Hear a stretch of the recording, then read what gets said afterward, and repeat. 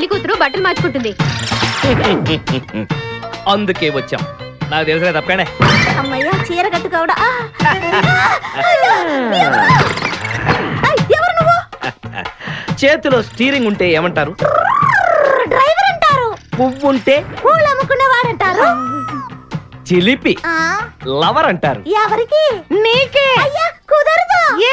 ఇప్పుడు నేను చిలసౌని. చిలసవ్వు అంటే చిరంజీవి లక్ష్మి సౌభాగ్యవతిని, పెళ్లి కూతురిని. నువ్వు ఇంకో చిలసౌని చూసుకో. నాకు ఈ చిలసవ్వే కావాలి. అయ్యా చాలా రోజులుగా నేను ఆ పెళ్లి కొడుకుని ప్రేమిస్తున్నాను. వాడి గురించి నీకు పూర్తిగా తెలియదు. వాడో పచ్చి తాగుబోతు. రోజు 2 ఫుల్స్ కావాలి. నా బ్రాండేనా? అంటే నువ్వు కూడా 3 ఫుల్స్. ఇదిగో వాడో పచ్చి తిరుగుబోతు. ఆల్రెడీ 2 అమ్మాయిల్ని. అయ్యయ్యా వేసు. నేను రివర్సా? ఆయ్ నీ చంప అదుర్సు. నా దగ్గరేనా ట్రిక్స్? మర్యాదగా చెప్పు నువ్వెవరు? తొందరపడి కాలెత్తకు. నేను పెళ్లి కొడుకు మేనమామ. అయ్య బాబాయ్. ఆ భయం ఉందిగా చిలక. అన్నయ్య అన్నయ్య ఇతను ఎవరో నాకు లైన్. నీకేనా బుద్ధి ఉందా? అసలు ఈ అమ్మాయి వరుస నీకేమవుతుందిరా? ఏమయ్య భద్రం, ఏంటే ఇది? ఇలాంటి బాబీ వరుస నీతి జాతి లేని కుటుంబంతో బియ్యం వద్దడం నాకు ఇష్టం లేదు. ఈ పెళ్లి క్యాన్సిల్. నాకు కావాలి. ఆ పెళ్లి కొడుకుని నేను టూ మచ్ గా లవ్ చేశాను. అతనితో mid night masala rain song కూడా వేశాను. ఇప్పుడు నువ్వు కాదంటే ఇక్కడి నుంచి నా శవమే వస్తుంది. అలా అనుకూడదమ్మా. ఊరుకోబా. బావా బుజ్జిగాన్ని సేవ్ చేద్దాం కదా అని ఓ చిన్న ట్రైల్ వేసాను. వర్కౌట్ కాలేదు. అసలు వాడు చెడిపోయింది నీ వల్లరా. నోరు ముసుకుని వెళ్ళి వాడిని రెడీ చేసి తీసుకురా. ఏంటి ఎక్కడ ఇదేంట్రా? వాడు త్రిషనే చెప్పాడు బావా. నేనే హీరోయిన్ త్రిష అనుకున్నా. కర్మరా బాబు. నమస్తే. నువ్వు త్రిషావా? యా, మా అక్కయ్య ఐశ్వర్యరాయ్, చెల్లి నయనతార ఇద్దరు ఇంట్లోనే ఉన్నారు. మీకు త్రిష అని ఎవరు పేరు పెట్టారు? మా సమితి వాళ్ళు. ఎలక్షన్స్ అప్పుడు నా పేరు సత్యవతి, ఎగ్జామ్స్ అప్పుడు నా పేరు సరస్వతి, ఒరిజినల్ గా నా పేరు పుష్పావతి. ఇక నా మొగుడి పేరు నా మొగుడు ఇలియానా. మీ కుటుంబ విషయాలు మాకెందుకు గాని ఈ దేవ్ అలియా జయదేవ్ మీ కారు దొంగతనం చేశారని కేసు పెట్టారు. అవునా కాదా? అవును, పెట్టాను. That's all your honour.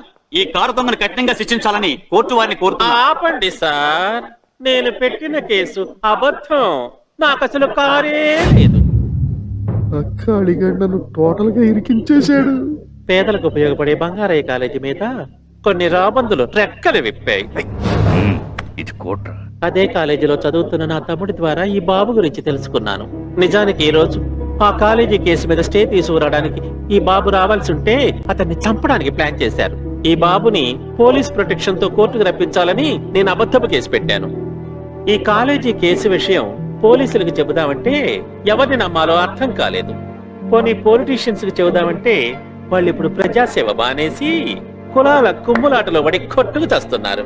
న్యాయస్థానంలో క్యాస్ట్ కంటే క్యారెక్టర్ కే ఎక్కువ విలువిస్తారని మీ సాయం కోసం వచ్చాను. ఒకవేళ నేను చేసింది తప్పనిపిస్తే మీరు ఏ శిక్ష విధించాలనుకుంటే ఆ శిక్ష నాకే విధించండి. రేచర్ల బంగారయ్య ట్రస్ట్ ఆస్తులకి సంబంధించిన పూర్తి వివరాలను కోర్టులో సబ్మిట్ చేయాల్సిందిగా ఆదేశిస్తున్నాను. ఆ ట్రస్ట్ కేసుపై స్టే విధించడం అయినది. హలో हेलो, ఎక్కడి నుంచే? सुनो भाई, मैं दिल्ली से बात कर रहा हूँ. ఢిల్లీ నుంచా? हाँ, ఎవరు? मैं पीएम का पीए बात कर रहा हूँ. పిఎం కా పియా? నేను ఎంపీ కా పియా బాత్ కర్తున్నాను. ఎవరయ్యా నువ్వు? నేను పిఎం ని మాట్లాడుతున్నాను. ఓహో పిఎం. పిఎం అంటే ప్రధానమంత్రి. రండి డాక్టర్ గారు. అమ్మో, ఏంటండి ఇంత షాక్ కొట్టింది? ఓ పెద్ద షాకింగ్ న్యూస్ విన్నాళ్ళండి.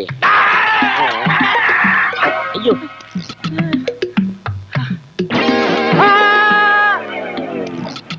మనిషి షాక్ కొట్టడం ఏంటాబా?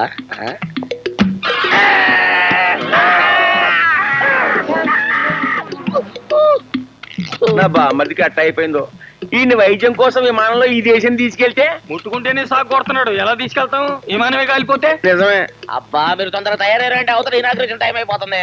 ఒరే గన్ను ఏం నీళ్ళు ఎక్కడ గేదెలు పని చేయట్లేదు. సన్నీళ్ళు పట్టారా? సార్ ఐడియా, కర్ణాటక ఫోన్ చేసి కరెంట్ తెప్పిస్తున్నా. ఎందుకయ్యా మనోడు ఒంట్లోనే బోర్డు అంత కరెంట్ ప్రవహిస్తుండగా. రే ఆ కర్రలు పట్టరా. ఆ చెయ్యి మెల్లిగా తీసి మెల్లిగా ఆ బకెట్ లైట్. షాక్ కొడతాడు జాగ్రత్త. ఈ నీళ్లు వచ్చుకుంటే తోళ్ళు ఊడిపోతాయి. అబ్బా మీకు నీళ్లు తయారైపోయినాయి కదా, తొందరగా తయారై రాపండి, అవతల మీటింగ్ టైం అయింది. సరే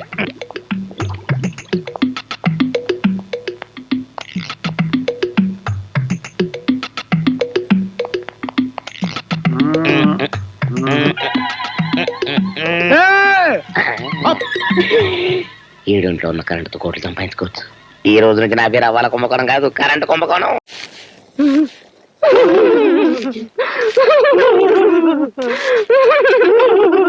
ఏమైందిరా? అందరూ కలిసికట్టుగా ఏడు ప్రోగ్రామ్ పెట్టుకున్నారు. పొద్దున్నే మా అక్క నేను గుడికెళ్ళా. అప్పటి నుంచి ఇప్పటిదాకా పొద్దు నుంచి ఏడిసే ప్రోగ్రామ్ పెట్టుకున్నారన్నమాట. ఏమైంది? ఏమైంది అని అడుగుతున్నారా? అడగకపోతే ఎట్ట తెలుస్తుంది? రంజని నా శివరంజని అని. రంజని శివరంజని అని ఇక్కడ బాగానే పిలుస్తారు. అక్కడ అందరూ ఏమమ్మా మూర్తి గారి కూతురు బెళ్ళలో మీ తమ్ముడి చేత ఎప్పుడు తాళి కట్టిస్తావు అని అడిగితే నాకు తల కొట్టేసినంత పని అయింది.